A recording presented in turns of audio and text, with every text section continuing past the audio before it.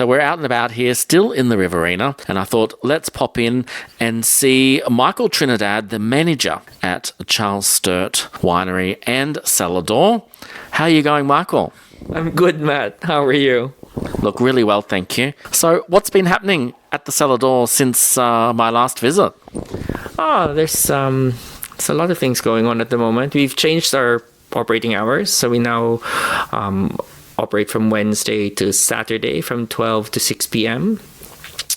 We've been running a few events which have been nice and successful, trying a bit more student engagement activities, and also we've started participating in the Riverina Producers Market just to get out there into the community and let the community know that we are open. We are open to the public, and it's been good. It's been a challenging few months for the industry in general, but we're hanging in there. We're going okay. And what's the Riverina Producers Market? The Riverina Producers Market is a market that's run at the showgrounds every Thursday, but we're only there on the second and fourth Thursdays of the month. There's lots of different producers from the Riverina, fresh produce, and us. So it's predominantly just stuff from across the Riverina, and it's the opportunity for those businesses to be able to showcase their product in the one space. That's correct. So when it comes to drinking wine in an establishment like the Cellar, do seasons affect people's consumption and what they drink, whether it's a white or a red? Yes and no. So personally, I don't think that the seasons affect sales. It just affects what people drink. So over the warmer months, we see a lot of people buying our white wine and rosé and sparkling Prosecco. Our Prosecco is very popular in the warmer months. And then as the temperature cools, then you see a lot more red wine sales. So now that we're the end of autumn, now heading into winter, sales of red wine is starting to pick up. It does affect how some people drink. It doesn't affect how I drink. I drink whatever I feel like drinking, to be honest. Whether it affects the visitors that we get, I don't think so, because a large portion of our business relies on the student population and also tourists. So we're more driven by tourist numbers and school term than popularity if people need wine. Well, that's my opinion.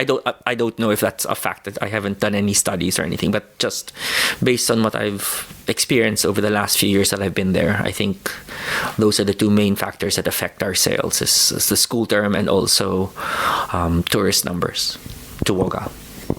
Now, Michael, you've got an incredible space here, both inside and outside, and I noticed that things have changed around since my last visit.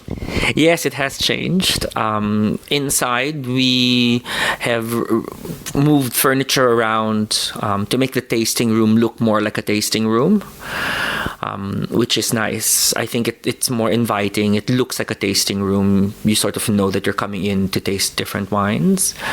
The outside area has a lot more pot plants, and it's been designed to have a bit more of a nice casual, afternoon drinking wine, and if you'd like to have a seasonal platter or such.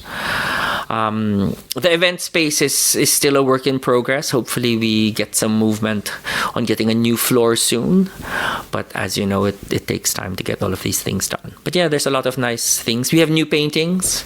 I haven't really spoken about, to be honest, I'm not very familiar with these paintings, but I know that the paintings have been changed recently, and I'm also working with sustainability to work on the green wall. So hopefully I can get some fresh plants and make it look a little bit nicer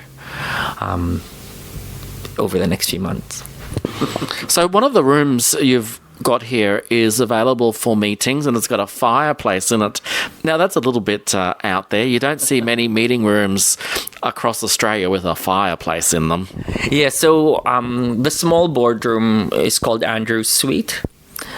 And it has a boardroom that fits 10 people.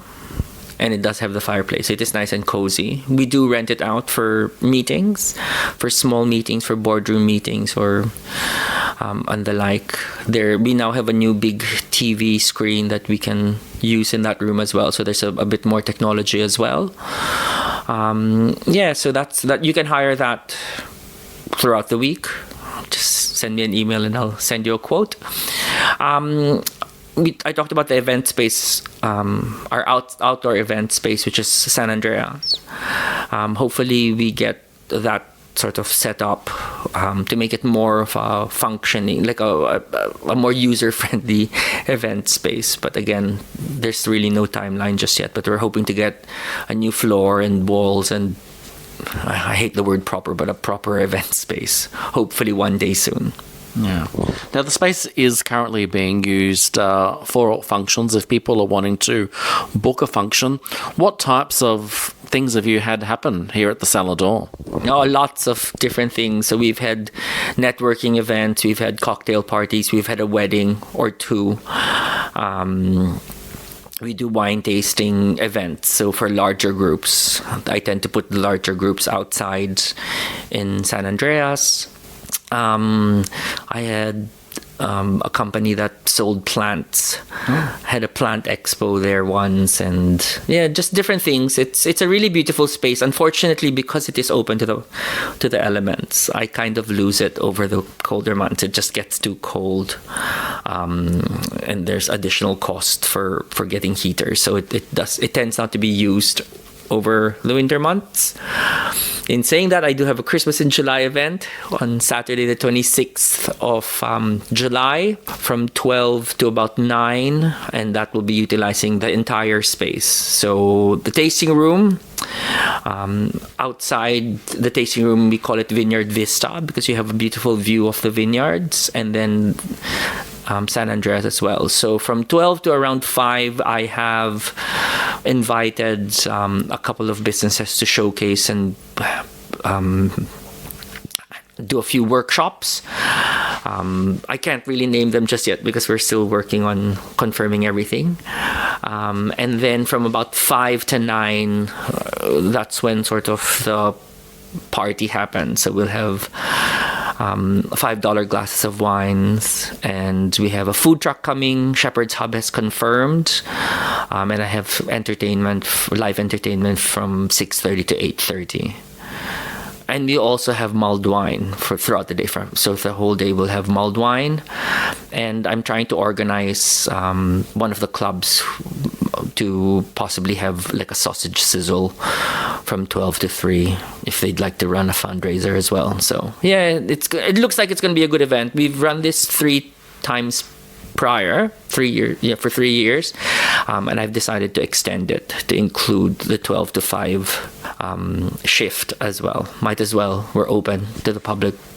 Might as well make an event of it. So and look, I think you also attract different cohorts of people at different times of the day.